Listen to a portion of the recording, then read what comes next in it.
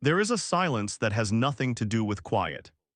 It is the kind that falls over a crowd when something feels wrong, when the air changes and people stop breathing quite the same way, when thousands of strangers share a single, unspoken thought without ever turning to look at each other. It is not the silence of boredom, and it is not the silence of distraction. It is the silence of people who sense, somewhere beneath their ribs, that the person standing in front of them is carrying something heavy, something unspoken, something they have not yet found the words for. For decades, André Rieu has filled the world with the opposite of that silence. He has filled stadiums and squares and concert halls with waltzes and warmth, and the kind of music that reaches into people and moves things that have not moved in years. He has stood on stages in Maastricht and Vienna and in cities on 5 continents, his violin raised, his smile wide and real. His white hair catching the stage light like something from a painting that was never meant to end. To millions of people across this world, he has been more than a musician. He has been a feeling, a return to something gentle, a reminder that beauty still exists and that it belongs to everyone. But something has shifted, quietly, undeniably. At 76, the man who seemed almost untouched by the weight of time is facing something he cannot conduct his way through. Something no melody can smooth over, no bow across the strings can dissolve. The updates coming from his world have been careful, measured. The kind of careful that communicates more through its restraint than through its words. And the fans, the ones who have followed him for years, some for their entire adult lives, are listening differently now. Not with joy, with something tender and watchful and a little afraid. With the particular kind of love that leans forward and quietly asks, is he okay? And the answer, it seems, is more complicated than any of them would like. Something is happening. And the world that loves him is paying close attention. To understand why this moment lands so heavily, you have to understand what André Rieu actually means to the people who love him. Not as a performer, not as a brand or a recording artist or a touring act, but as a presence in their lives. As something woven into their most personal memories, their most unguarded moments, the corners of their lives where they are most fully themselves. He is not simply a musician. That has never been the right word for what he is. He is, for a very specific and very devoted community of people, a doorway. A door back to something softer, something warmer, something they thought they had left behind.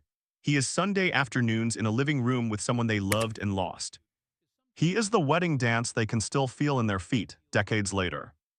He is the melody that arrived at exactly the right moment in their life and never fully left, the one that plays in the back of their mind on ordinary days, suddenly and without warning, and makes everything feel survivable. His concerts are unlike anything else in the world of classical music. There are no rigid rows of formally dressed people sitting in careful silence. There are elderly couples who hold each other's hands and weep openly without embarrassment. There are children who have never been to a live concert before, standing completely still with their mouths slightly open, hearing something their bodies understand before their minds do. There are people who have told interviewers, without any self-consciousness at all, that seeing André Rieu perform was one of the most meaningful experiences of their entire life. That is not exaggeration, that is simply what he does and has always done. He was born in Maastricht in the soft southern corner of the Netherlands in 1949. Music was not a choice he made. It was the environment he was born into. His father was a conductor, and the sounds and rhythms of orchestral life surrounded him before he had language to describe them. He studied violin the way serious musicians do, with discipline and sacrifice and long hours of solitary practice, and he built a career through the traditional channels. He played in orchestras. He developed his craft in the slow, patient way that mastery requires, but he was always reaching towards something else, something that the traditional path could not quite contain. In 1987, he formed the Johann Strauss Orchestra, named for the composer who made the waltz the language of European romance, and what started as a modest regional ensemble began to grow. Slowly at first, then almost suddenly, enormously. By the time the world caught up to what he was doing, he was selling out stadiums. His albums were charting internationally. His concert films were being screened in cinemas on multiple continents. A Dutch violinist and conductor in a white tailcoat was reaching audiences that Rock Tour aspired to. The growth was staggering, and more importantly, it was sustained. It was built on something real, and through all of it, he remained himself. That is the part people who know him always emphasize. The warmth you saw on stage was not something he turned on for the cameras. It was the same warmth in a rehearsal room, in a conversation backstage, in an unguarded moment when no one was filming. He genuinely loved what he did. He genuinely loved the people who came. That consistency, that sense of something unshakable at the center of him, is part of why the silence of recent months has settled so heavily on the people who care about him. Because when someone like that changes even slightly, you notice. You cannot help but notice. For most of the last 30 years, André Rieu moved at a pace that would have broken people much younger than him. He was not a musician who performed occasionally and retreated into comfortable quietude between engagements. He was constantly on the road, constantly in rehearsal, constantly creating and organizing and expanding. The Johann Strauss Orchestra, which he built from nothing over decades, grew to include more than 50 musicians, a full roster of soloists, elaborate production, and a touring infrastructure that matched anything in the entertainment industry in any genre. His home base remained Maastricht. He lives in a castle there, a real one, lovingly restored over many years, which became a kind of physical symbol of everything he had constructed.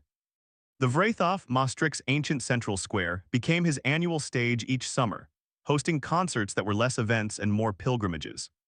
Fans traveled from dozens of countries to stand in that square. Hotels booked out months in advance. The city itself seemed to hold its breath during those weeks, then exhale with something like gratitude when the music finally began. He built something else too. Something less visible but just as significant, a family operation. His sons joined the organization as it grew. His wife Marjorie, his partner for decades, remained a steady and essential presence throughout it all. What they built together was not a corporation.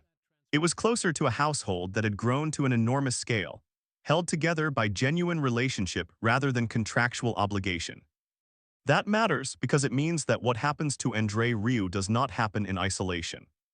It travels through everything he built, through the people he loves, through the city that became inseparable from his name. It is not just a career that faces difficulty. It is a whole living world. And for years, that world ran with extraordinary smoothness. The concerts sold out. The reviews were warm. The audiences kept appearing in places no one expected, in Brazil and Australia and South Africa and across South America. Places where a Dutch classical musician would have no reasonable expectation of filling an arena. And yet they came, because what he was offering was not a cultural product tied to a particular place or tradition. It was something universal, something human. At 70, he showed no signs of slowing. At 72, he was speaking with genuine excitement about new recordings and new ideas, future concerts, places he still wanted to play. At 74, he was still on stage with that unmistakable energy, still turning to smile at his musicians mid-performance, still raising his bow at the end of a piece with something in his face that could only be described as joy. That image, a man well into his 70s conducting with pure, unguarded joy, was the image his fans carried with them. It felt like something that would simply continue. Like something the world had agreed without saying so to keep. But life does not honor the agreements we make in silence. The changes did not arrive with announcement. They rarely do with people who have spent their lives focused outward, on the audience, on the music, on the performance. What began reaching fans was quiet and textured and easy to dismiss on its own. A concert postponed here. A scheduling adjustment explained in language that answered the practical question while leaving the deeper one untouched. The kind of official communication that is written with great care, and whose care is precisely what makes it feel insufficient. The fans who follow him most closely noticed the change in texture before they could articulate what had changed. Not alarm, exactly, not a single clear signal. But something softer than usual in the tone. Something that did not match the forward momentum, the relentless creative energy they had come to understand as simply the way he moved through the world. André Rieu had spoken over the years, in interviews and in conversation, about the physical demands of what he did. Touring at that level is brutal work. The travel, the time zones, the physical commitment of performing night after night with the kind of presence he brought to every single show. He had acknowledged with the lightness that was characteristic of him that it extracted something, that rest mattered, that the body had to be listened to. But there is a meaningful difference between a man reflecting philosophically on the demands of his life, and a man who is being compelled to stop and actually listen to what his body is telling him. Reports began to surface, worded carefully, without specific medical detail, suggesting that André Rieu had been navigating health-related challenges. The language in official communications was chosen with evident deliberateness, words designed to reassure without fully revealing. And that kind of language, as anyone who has waited for news about someone they love will recognize, has a paradoxical effect. It tends not to settle concern, it tends to deepen it. Because what is not said shapes the space around what is said, and devoted fans are fluent in the language of what is not said. He had not disappeared. There were still photographs, still occasional updates, still the clear presence of a man connected to his world and the people in it, but the frequency had changed, the texture had changed. And the quality of the silence between updates had changed most of all. For millions of people who consider him something more than an entertainer, that silence had weight. When someone like André Rieu steps back from the stage, even partially, even temporarily, the impact does not stay at the level of logistics. There are the practical consequences, of course. Rescheduled concerts, disappointed ticket holders, production teams navigating uncertainty, venues communicating changes to audiences who had planned around a date on their calendar. Those things are real and they carry their own difficulty. But underneath those practical realities is something deeper, and it is the deeper thing his fans are actually sitting with. It is the sudden, unwelcome awareness that something they had taken for granted, something they had unconsciously assumed would simply continue to be available to them, might not always be there. That this music, this man, this specific feeling is not a permanent feature of the world, that there is a timeline involved, and that they cannot see it clearly. That realization does different things to different people. For some, it arrives as a kind of grief that surprises them with how physical it feels. They are not grieving something that has ended. Nothing has ended, but they are grieving the possibility of ending, the awareness of its existence on a horizon they cannot quite make out, and that awareness reshapes everything around it. It changes how they hold what they have. It makes the recordings feel more precious. It makes the memories of concerts feel more significant. It makes the waiting feel very full. There are fans who have seen him perform not once or twice, but dozens of times, who have organized holidays around his touring schedule for 20 years, who introduced their children to his music, and then later their grandchildren, and who think of specific performances as markers of significant moments in their family's life. For these people, he is not a performer they enjoy. He is a thread running through the story of who they are. He has understood this, and he has spoken about it with genuine humility. He knows that people do not simply bring their ticket stubs to his concerts. They bring everything. Their grief, their joy, their longing for people who are gone, their hope for something beautiful in a world that can feel relentlessly difficult. He has always tried to meet that. Always tried to give something back that was equal to what they brought. Which is why the people who know him best, and the fans who have watched him most closely across the years, tend to arrive at the same conclusion when the conversation turns serious. This is not a man who would step back from what he loves unless he genuinely had no other choice. What makes this chapter so emotionally layered is the distance between what is being communicated and what is actually being felt. The official messaging has remained measured, careful. There has been no dramatic disclosure, no press conference, no moment of public vulnerability that would close the gap between what the fans sense and what they actually know. And that gap, that unresolved space of partial information and genuine uncertainty, is its own particular kind of weight to carry. It is a space André Rieu himself would understand. He has spoken before in quieter moments about what it means to hold difficult things privately, about the responsibility he feels toward his family, his musicians, his audiences, about how that responsibility sometimes shapes what he shares and what he keeps close. There is nothing cynical in that. It is simply the way a person who has spent their life serving other people learns to protect the parts of themselves that need protecting. At 76, those decisions become heavier. The questions around health and aging and legacy are no longer abstract or distant. They are immediate. They are present. They are the territory that every human being, regardless of what they have built or how much they are loved, must eventually enter. There are no exemptions. There is no achievement great enough to postpone that negotiation indefinitely. People who have spent time around him over the years describe, consistently, a man who processes difficulty inwardly, who keeps moving, who finds in the act of making music a sustenance that most people would struggle to find in anything at all. The stage has never been, for André Rieu, simply a stage. It has been the place where he is most completely himself, the place where every part of him is engaged and alive and pointing in the same direction. When that place becomes inaccessible, even briefly, it is not only a professional disruption. It is a loss of something much more fundamental. A loss of the rhythm that has organized his entire existence. A loss of the version of himself he has spent a lifetime becoming. The people who love him feel the shape of that loss even without knowing its specific details. They cannot name it precisely. They do not have all the information.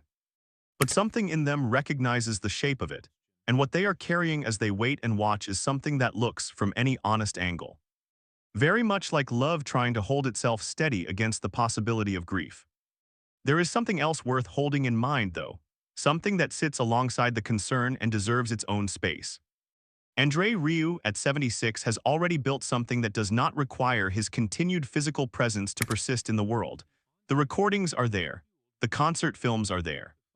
The countless moments captured on the phones and cameras of people standing in stadiums and squares across the globe, preserving fragments of something they knew they would want to return to. Those are all there. They are not going anywhere. There is a video that has circulated for years among people who love him, of a surprise serenade he played for a woman in the audience on her birthday. The look on her face, the disbelief and the joy and the tears arriving almost simultaneously, says more about what his music does to people than any description could. There is footage of him stopping mid-concert to draw an elderly couple out of the audience and help them waltz together in the aisle. There are recordings of him playing in the rain because the audience was still there and still wanted the music, and that was all the reason he needed. These are not simply charming stories. They are documentation, evidence of a consistent, deeply held philosophy about what music is and who it belongs to. A philosophy that music is not a privilege. That beauty is not reserved for people who know how to dress for it or afford the best seats. That it belongs to everyone who is willing to let it in. That philosophy is already out in the world. It has already changed people. It does not require him to be on stage to continue doing its work. His son Mark has remained a visible and active presence throughout this period. The Johann Strauss Orchestra continues.